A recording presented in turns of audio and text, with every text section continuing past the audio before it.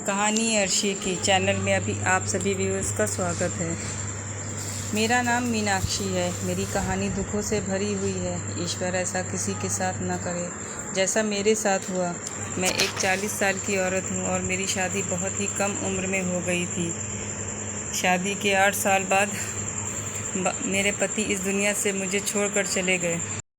मेरे पास एक बेटा भी है जिसका नाम सचिन है। जब मैं शादी करके अपनी ससुराल आई तब मेरी ससुराल में मेरे पति के अलावा कोई नहीं था, लेकिन फिर एक मेरे पति मुझे भी अकेला छोड़कर चले गए। मैं तो अपने इस बच्चे के सहारे ही जी रही थी। सचिन मेरा इकलौता बेटा है। मैं अपने बेटे से बहुत प्यार करती हूँ। देखते ही देखते मेरा बेटा जवान हो गया और उसकी शादी की उम्र हो गई। मैंने उसकी शादी के बारे में सोच लिया कि अब उसकी शादी कर दी जाए। वैसे भी मैं अकेली ही थी, सारे घर का बोझ मुझ पर ही था। मैंने अपने बेटे से कहा, मैं चाहती हूँ कि अब तुम्हारी शादी कर दी जाए। मेरे बेटे की ख्वाहिश भी बड़ी अजीब है। वह चाहता है कि उसकी शादी एक गूंगी लड़की से हो, लेकिन यह तो नामुमकिन है। मेरा बेटा देखने में बहुत ही खूबसूरत, मेहनती और एक सादा मिजाज लड़का है। मैं तो अपने बेटे की इज्जत से अब तंग आ चुकी थी। मैं जब भी उसे कहती मैं तुम्हारी शादी के लिए लड़की तलाश कर ली है तो बहुत खूबसूरत है, तो मेरी बात सुनकर मेरा बेटा कहता, मुझे खूबसूरत लड़की नहीं चाहिए, मुझे एक गूंगी लड़की चाहिए। मैं गूंगी लड़की को ही अपनी पत्नी बनाना चाहता हूँ। मुझे लगा शायद मेरा बेटा मुझसे मजाक कर रहा है, इसलिए मैंने उसकी बात पर ध्यान नहीं दिया। मैंने एक लड़की पसंद कर ली थी, मगर जब मैंने उस लड़की की तस्वीर दिखाई तो कहने लगा, अम्मा क्या यह लड़की गूंगी है? मैं उसकी यह बात सुनकर बहुत हंसी थी और बोली, नहीं नहीं बेटा, ये लड़की तो बहुत प्यारी है, इसकी आवाज़ तो बिल्कुल कोयल जैसी है। तो मेरा बेटा अचानक ही गुस्से में आ गया और गुस्से से बोला, माँ आप मेरा और अपना वक्त ज़ाया मत कीजिए। मैंने जब कह दिया कि मैं गूंगी लड़की से शादी करनी है तो फिर आप मेरी बात क्यों नहीं मान लेती? अब मैं चौंक गई थी। क्या यह सच है जो मेरा बेटा कह रहा है? मेरे बेटे की यही मर्ज़ी थी कि मैं उसकी शादी एक गूंगी लड़की से करूं। मैंने सचिन से कहा, सचिन ऐसी भी क्या बात हो गई कि तुम्हें गूंगी पत्नी चाहिए? वह कहने लगा, माँ मैं तो शादी ही नहीं करना चाहता हूँ। मुझे औरतों की ज़ुबान के बारे में सब कुछ पता है। वह एक बार बोलना शुरू कर दे तो फिर उन्हें कोई चुप नहीं करवा सकता। मैं अपनी ज़िंदगी का यह सुकून बर्बाद नहीं करना चाहता हूँ। पहली बात तो ये कि मैं शादी ही नहीं करना चाहता, फिर भी आपकी खुशी के लिए शादी को तैयार हो गया हूँ, लेकिन मुझे गूंगी पत्नी ही चाहिए। मैं एक अजीब सी परेशानी में घिर गई थी, क्योंकि मैं सचिन को बहुत अच्छे तरीके से जानती थी। वह शुरू से ही बड़ा अच्छा और सादा मिजाज लड़का था, हर वक्त गहरी सोच में डूबे रहने वाला, अपने काम से काम रखने वाला। उसने कभी बेवजह हंसी मजाक भी नहीं किया था, इसलिए अब मुझे उसकी इस बात पर यकीन आ गया था कि वह ये सब मजाक नहीं कर रहा। उसकी हर बात पत्थर की लकीर होती थी। मैं बोली, सचिन बेटा अगर तुम कहो तो मैं तुम्हारे लिए कोई कम बोलने वाली लड़की तलाश कर लूँगी। वो कहने लगा, माँ आखिर गूंगी लड़की से शादी करने में क्या हर्ज है? क्या गूंगी लड़की इंसान नहीं होती? मैं बोली, बेटा ऐसी बात नहीं, लेकिन तुम जानते हो कि अगर मैंने तुम्हारे लिए गूंगी लड़की ढूंढ ली तो हम लोग दोनों का मजाक उड़ाएंगे। लोग वह कहेंगे, बेटे में न जाने ऐसी किस चीज़ की कमी थी जो मैंने तुम्हारे लिए गूंगी लड़की ढूंढ ली। वह कहने लगा, माँ मैंने आज तक लोगों की परवाह नहीं की, मुझे लोगों की बातों से कोई फ़र्क नहीं पड़ता। मैं शादी करूँगा तो गूंगी लड़की से ही करूँगा। अब मैंने सचिन की जीत के आगे हार मान ली, मगर अब असल मसला ये था कि इसके लिए गूंगी लड़की कहाँ से ढूंढती। मैं सचिन के इस फैसले पर राज़ी तो हो गई थी, लेकिन अब मैं परेशान थी कि आखिर मैं क्या करूं और ऐसी लड़की कहाँ से लाऊं जो गूंगी हो। मैं चाहती थी कि जल्द से जल्द मेरे घर बहू आ जाए, क्योंकि मेरा एक ही बेटा था। मैं चाहती थी कि इसका घर अपने सामने ही बसा जाऊंगी, क्योंकि अब मेरी तबीयत ख़राब रहने लगी थी। मुझसे घर के काम भी नहीं होते थे। सचिन मेरी शादी के 1 साल बाद ही पैदा हो गया था। सचिन 7 साल का था जब उसके पिता का देहांत हुआ था। मैं भी जवान थी और ख़ूबसूरत भी। मुझे लोगों ने मशवरा दिया कि मैं दूसरी शादी करके अपना घर बसा लूं, मगर मैंने सचिन की वजह से कभी यह कदम नहीं उठाया। वैसे भी अपनी औलाद हर किसी को प्यारी होती है और मुझे भी मेरा बेटा बहुत प्यारा है, मगर मुझे सचिन के इस तरह के इश्क था कि मैंने उसके लिए अपनी खुशियाँ तक कुर्बान कर दी थी। मैंने यही सोचा था कि पता नहीं दूसरा पति मेरे बेटे को अपना समझा या नहीं समझे, अगर उसने मेरे बेटे को नहीं समझा तो फिर मैं क्या करूँगी। इसलिए मैं नहीं चाहती थी कि मैं कभी दोबारा शादी करूँ, और इस भरी दुनिया में मैंने उसको अकेले ही पाल पोस कर बड़ा किया था। मैंने अपने घर का माहौल बड़ा दोस्ताना रखा था। मैं चाहती थी कि मैं और सचिन दोस्तों की तरह साथ रहें, हम एक दूसरे के साथ हर बात शेयर करें, मगर ऐसा करने में नाकाम रही। न जाने क्यों सचिन खोया खोया सा रहता था। शुरू शुरू में तो मैं यही समझती थी कि वो बच्चा है, पिता की कमी महसूस करता है, जब बड़ा होगा तो खुद ठीक हो जाएगा। मगर यहाँ भी मेरी खुद नाकामयाबी ही साबित हुई। सचिन सुधरने के बजाय और भी ज़्यादा अपने साथ में खोने लगा था। लेकिन उसकी यह हालत देखते हुए मैं सोचने लगी थी कि उसको ऐसी लड़की से शादी करूंगी जो बहुत ही हंसमुख और खुशमिजाज होगी, तो हम दोनों सास बहू का वक्त बहुत अच्छा गुजर जाएगा। मगर मेरे इस अरमान पर भी सचिन ने पानी फेर दिया था।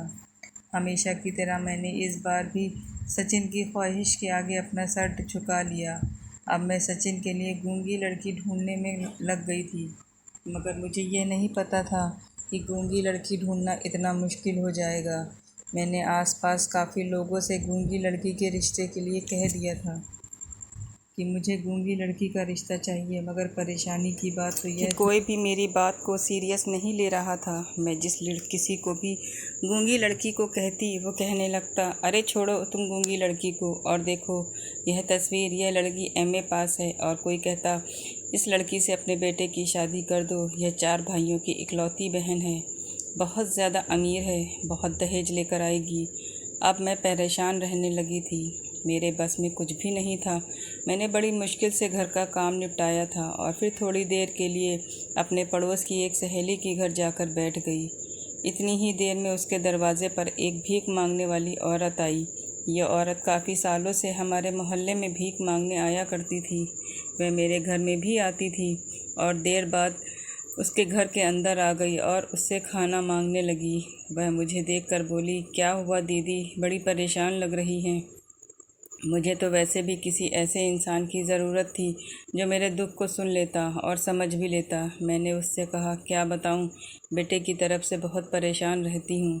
मैं अपने बेटे की शादी करना चाहती हूँ, पर मेरे ऊपर अब बुढ़ापा आने लगा है तो मुझे कोई काम नहीं होता और पूरे दिन अकेले रहकर मैं बोर हो जाती हूँ। मगर मेरा बेटा तो ज़िद लगाए बैठा है कि वह शादी करेगा तो गूंगी लड़की से ही करेगा। मुझे तो यह समझ नहीं आती कि उसके लिए अब गूंगी लड़की कहाँ से ढूंढूं। मैंने काफ़ी लोगों से अपने बेटे के रिश्ते के लिए कह रखा है, वह भी मेरी बात को नहीं समझते। वो औरत कहने लगी, दीदी आपसे एक बात कहूँ। मैंने कहा, हाँ कहो। वह बोली, दीदी यह बात पता नहीं ठीक भी है या नहीं, बस आपकी परेशानी को देखते हुए कह रही हूँ। अगर मेरी बात आपको गलत लगे तो मुझे नादान समझकर माफ़ कर देना। मैं बोली, क्या हो गया, बताओ सीधी तरह से क्या कहना चाहती हो। वह बोली, दीदी मेरी एक बेटी है और गूंगी है और कम उम्र की भी है। अगर आप उसका रिश्ता लेना चाहें तो मैं खुशी खुशी आपको अपनी बेटी का हाथ दे दूंगी। मैं उस औरत की बात सुनकर गहरी सोच में डूब गई। वो मेरे चेहरे को देखकर मेरे सामने हाथ जोड़कर बोली, दीदी गुस्ताखी माफ़ कर देना। इतना कहकर ही वह मेरी बात सुने बगैर ही वहाँ से चली गई। लेकिन मैं सारा दिन उस भीख मांगने वाली औरत की बात सोचती रही। मुझसे तो कोई फ़ैसला नहीं हो पा रहा था, इसलिए मैंने सोचा कि सारी बात सचिन के सामने रख दूंगी। वह जैसा कहेगा वैसा ही कर लूँगी। शाम के वक्त जब सचिन काम से वापस आया तो मैं बोली, सचिन तुमसे एक बात करनी थी। वह कहने लगा, जी माँ बताइए, क्या कहना चाहती हैं आप। मैं बोली, तुम्हें गूंगी लड़की चाहिए, मगर इतना बताओ कि वह अमीर हो या गरीब, पढ़ी लिखी हो या अनपढ़। मेरी बात सुनकर सचिन के चेहरे पर मुस्कुराहट आ गई। वह कहने लगा, माँ मुझे गूंगी लड़की चाहिए, बस मेरी यही डिमांड है। और हाँ, अगर वह गरीब घर से आने से हो जाए तो इससे बढ़कर मेरे लिए और कोई बात नहीं होगी। मैं बोली, सचिन वह हमारे मोहल्ले में जो भीख मांगने वाली औरत आया करती है, मैंने आज उससे कहा था कि वह अपने बेटे के लिए लड़की ढूंढ रही हूँ, तो उसने मुझसे कहा, आप मेरी बेटी का रिश्ता ले लो। मैंने उसे कोई जवाब नहीं दिया तो वह मायूस होकर वापस चली गई थी। दरअसल यह सोचकर परेशान हो गई थी कि मैं अपने इकलौते बेटे की शादी एक भीख मांगने वाली की बेटी से कैसे कर दूं। मगर फिर सोचा कि एक बार तुमसे पूछ लेती हूँ।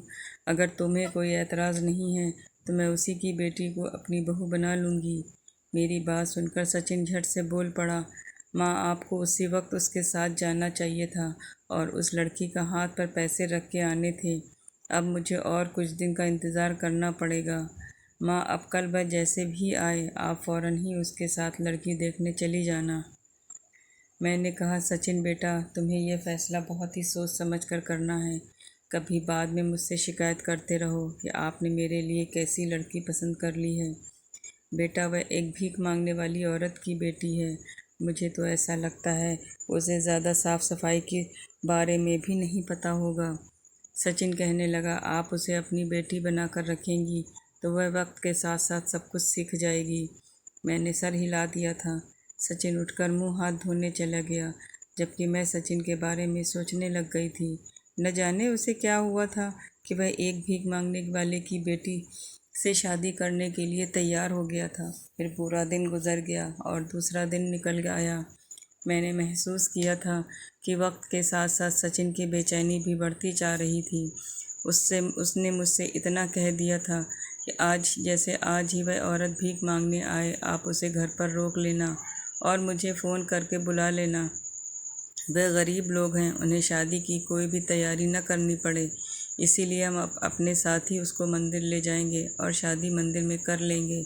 मैंने इस बात पर सर हिला दिया था, लेकिन अब मुझे कुछ गड़बड़ लग रही थी।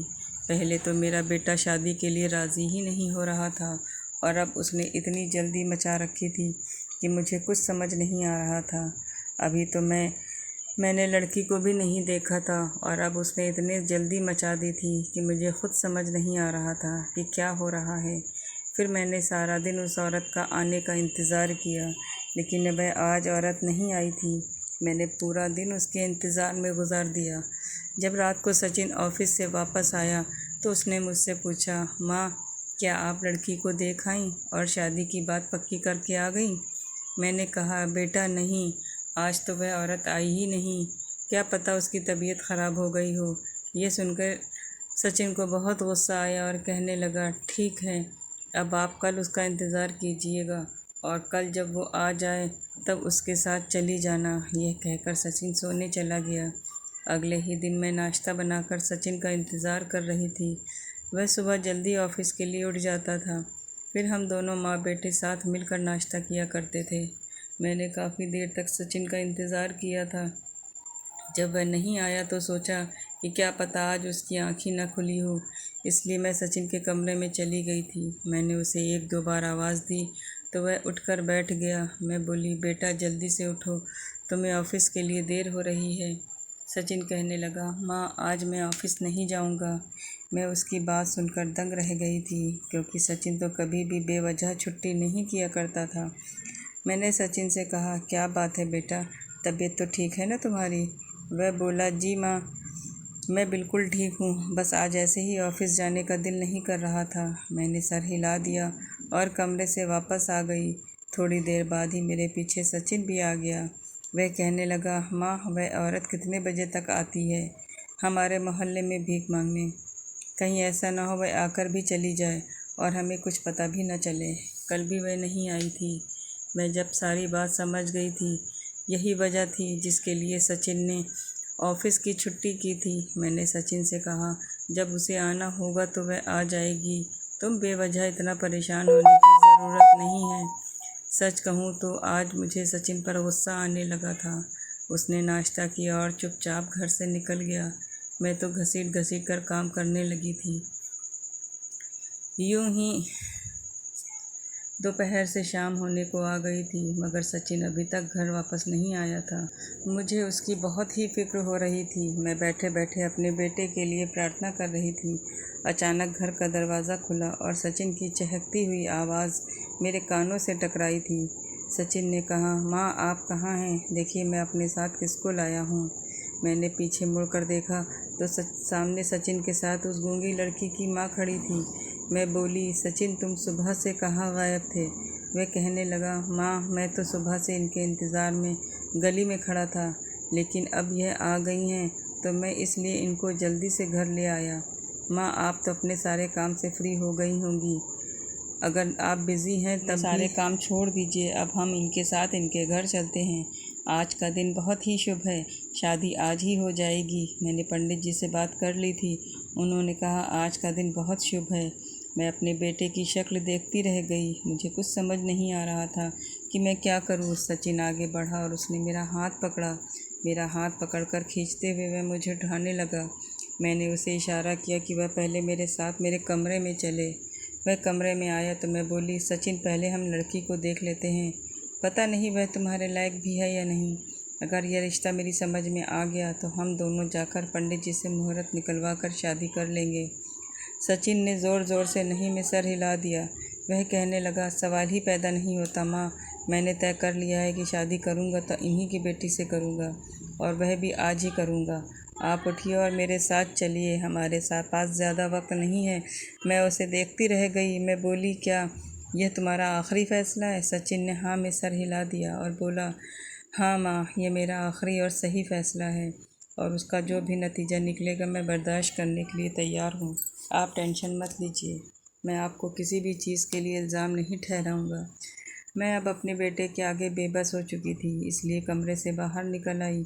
बाहर देखा तो वह औरत भी बैठी हुई थी और मेरे घर का जायज़ा ले रही थी। खैर हम उस औरत के साथ एक गाड़ी में बैठकर चले गए। रास्ता तो बहुत लंबा था, जहाँ पे गंदगी के ढेर पड़े हुए थे। मैं ख़ुद को कोसने लगी थी कि मैंने सचिन को इस रिश्ते के लिए क्यों बता दिया। कितना लंबा सफ़र है। यह सफ़र तय करने के बाद हम ऐसी जगह पर पहुंच चुके थे जहां बहुत सारी झुग्गियां लगी हुई थीं। वहीं रास्ते में हमें एक झुग्गी मिली, वह झुग्गी बच्चों से भरी पड़ी थी। फिर इस औरत ने अपनी बेटी को आवाज़ दी थी। वह कहने लगी, मंजू कहाँ हो, इधर आओ। थोड़ी देर बाद एक कम उम्र लड़की हमारे सामने आ गई। वह लड़की इतनी खूबसूरत थी कि उसको देखकर लगता था कि जैसे कोई परी हो।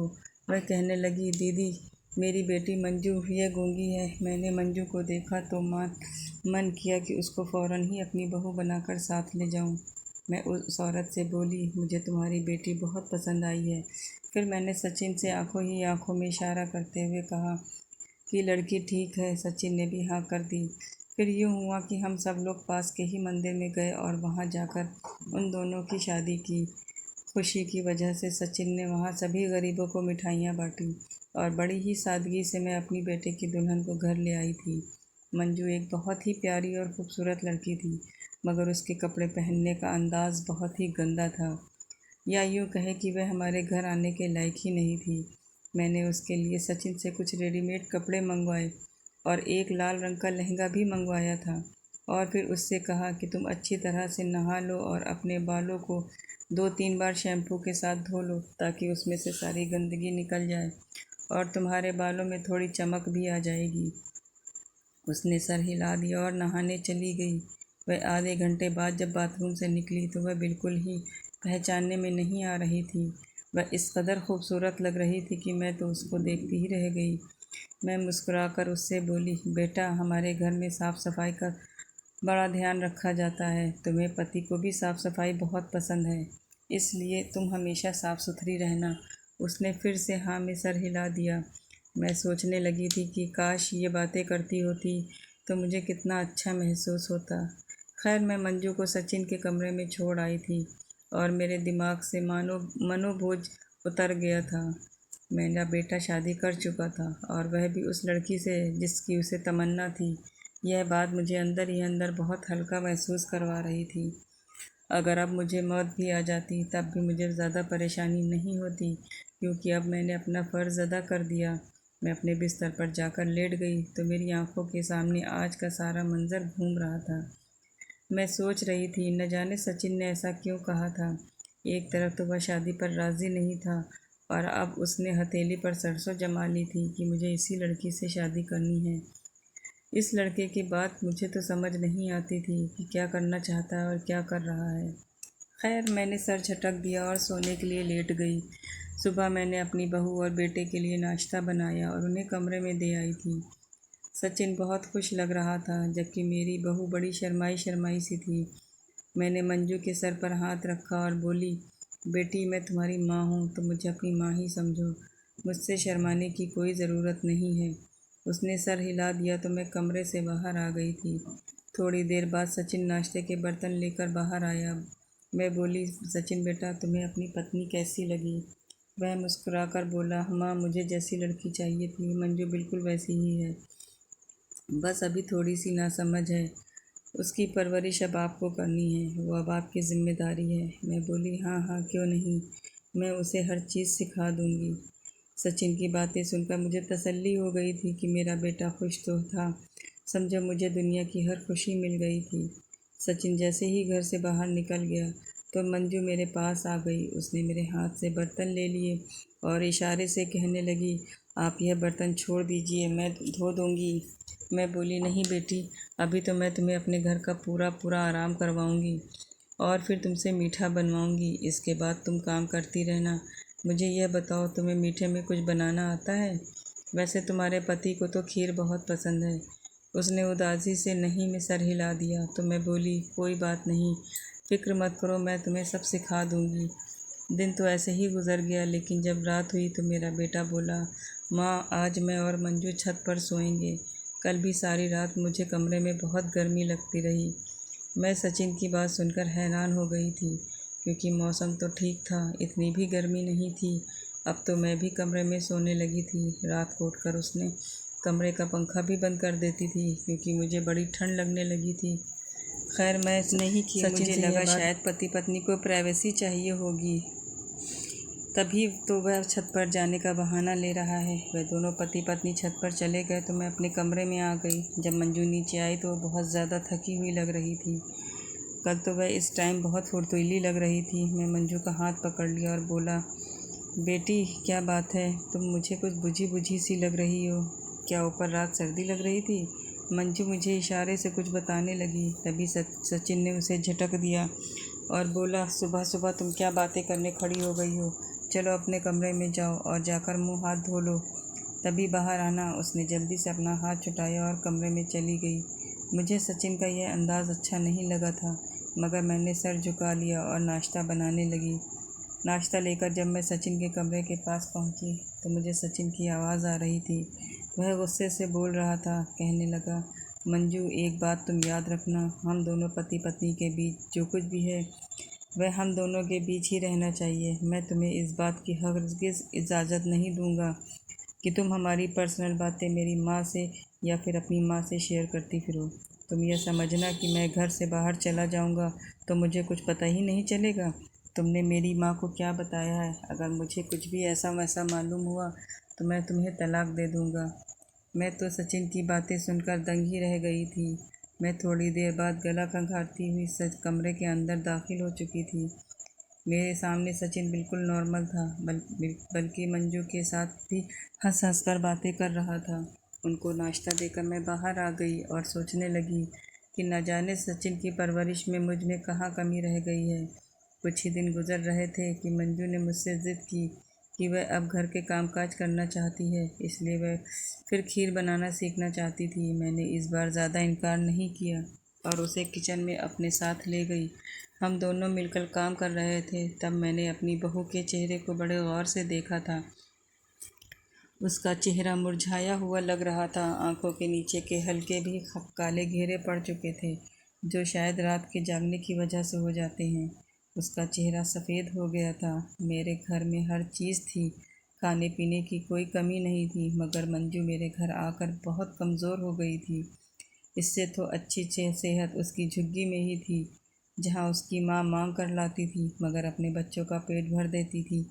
आज सचिन भी ऑफिस गया हुआ था, इसलिए मैंने सोचा तफसीली तौर पर मंजू से पूछती हूँ कि उसे इस घर में किस चीज़ की कमी है, वह क्यों परेशान रहती है। मैं बोली, बेटा खाना पेट भर कर नहीं खाती क्या तुम?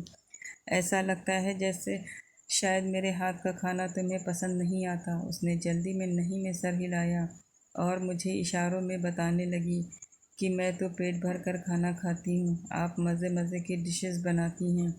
मैं बोली, फिर तुम इस कदर कमज़ोर क्यों हो रही हो? तुम्हारी माँ जब मुझसे पूछेगी कि मेरी बेटी इतनी कमज़ोर क्यों हो गई है, तो मैं उनको क्या जवाब दूंगी।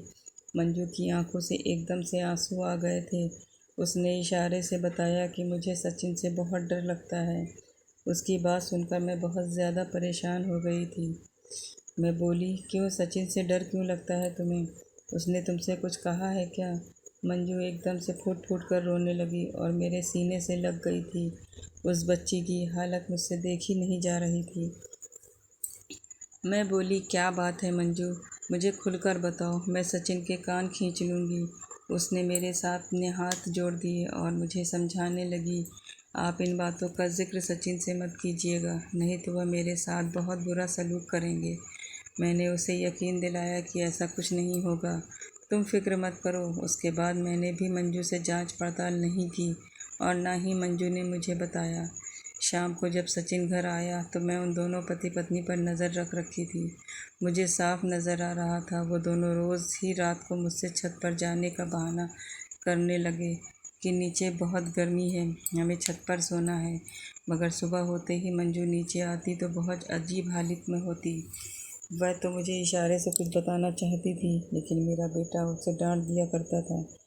मुझे अब शक होने लगा था, क्योंकि मेरी बहू की हालत दिन ब दिन ख़राब होती चली जा रही थी। मुझे पता था उन दोनों के बीच कुछ न कुछ तो गड़बड़ ज़रूर है। मैंने सोच लिया था कि आज मैं इस रात से पर्दा हटाकर ही रहूँगी।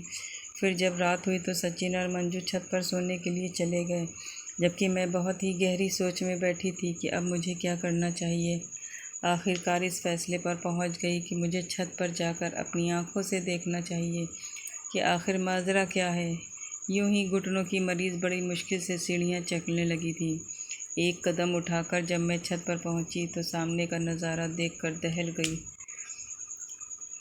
मैंने देखा एक बड़ा सा गोल घेरा था जिसके इर्द गिर्द आग जल रही थी। उस गोल घेरे के अंदर मंजू बैठी हुई थी। मंजू बहुत ही ज़्यादा डरी हुई थी, जबकि सचिन घेरे के बाहर खड़ा कुछ पढ़ रहा था। वह अजीब सी भाषा थी जो मैंने पहले कभी नहीं सुनी थी। मैं और आगे बढ़ी तो मैंने देखा मंजू को सांस लेने में बहुत ही परेशानी हो रही थी। ऐसा लग रहा था जैसे वह अपनी आखिरी सांसें ले रही हो और मंजू को इस हालत से निकालने की कोशिश करने लगी थी। इतनी देर में सचिन की मुझ पर नज़र पड़ी। वह एकदम से चीख पड़ा था। सचिन कहने लगा, माँ आप पीछे हट जाओ, मंजू के करीब मत आना, इसके करीब भी आने की कोशिश मत करना, नहीं तो मेरी इतनी रातों की मेहनत ख़राब हो जाएगी। मुझे समझ नहीं आया कि वह किस मेहनत की बात कर रहा है। मैंने सचिन से कहा, सचिन मंजू मर जाएगी। सचिन कहने लगा, माँ अगर मंजू बच गई तो मैं मर जाऊँगा।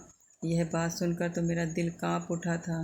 सचिन ने कहा, मैंने अपनी सारी जवानी काले जादू की किताबें पढ़ने में गुजार दी।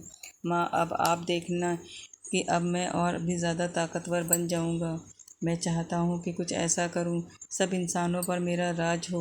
माँ देखिए, मैं कामयाबी की दहलीज पर पहुँच गया हूँ, आप मेरा काम ख़राब मत कीजिए। मैंने इसीलिए तो गूंगी लड़की से शादी की थी, ताकि वह आपको कुछ न बता पाए मैं क्या कर रहा हूँ। लेकिन न जाने आपको कैसे पता चल गया और मैं यहाँ पर पहुँच गई। मैं हक्का बक्का सी खड़ी हुई सचिन की बातें सुन रही थी। मेरे सामने मंजू आखिरी सांसें ले रही थी। मैं बहुत ज़्यादा डरी हुई थी। मैंने हल्की आवाज़ में सचिन से कहा, बेटा मंजू मर जाएगी। वह कहने लगा, माँ आपको अपने बेटे की फ़िक्र है या इस गूंगी लड़की की? अगर मंजू मर गई तो आपका बेटा और भी ज़्यादा ताकतवर हो जाएगा, लेकिन अगर आपने इसको बचाने की कोशिश की तो मैं मर जाऊँगा। वो ताकतें जो मैंने इतने सालों से जमा कर रखी हैं वह मुझे अंदर ही अंदर ख़त्म कर देंगी। मैं अब सब कुछ समझ गई थी। मुझे और सचिन में से किसी एक को चुनना था। यह वक्त मेरे लिए बहुत कड़ा वक्त था। मैं अगर मंजू को नहीं बचाऊंगी तो मंजू मर जाएगी। वह बेगुनाह थी, मासूम थी, उसका इन सब में कोई कसर नहीं था। अब मुझे हक का फ़ैसला करना था। उस वक्त मुझ में इतना हौसला कैसे आ गया कि मैंने अपनी कोख उजाड़ने का फ़ैसला कर लिया था। मैंने सचिन की बात नहीं सुनी और भागती हुई उस गोल घेरे के पास चली गई और फ़ौरन ही मंजू को इस घेरे से बाहर निकाल लिया था। मंजू ज़मीन पर लेटकर बहुत तड़प रही थी, जबकि सचिन ने अपने हाथों से अपने गले को बहुत मज़बूती से पकड़ रखा था। कोई था जो उसका गला दबा रहा था। मैंने मंजू को संभाला।